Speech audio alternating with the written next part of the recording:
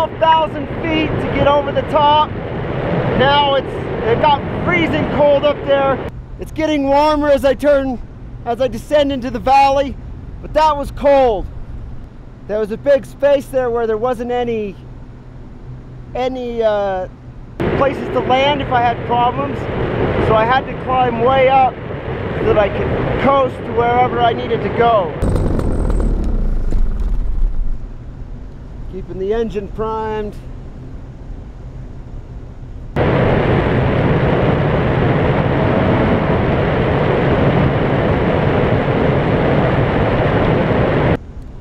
Woo-hoo-hoo-hoo!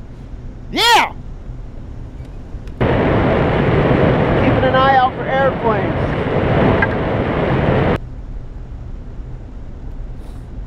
Red Bull gave me wings.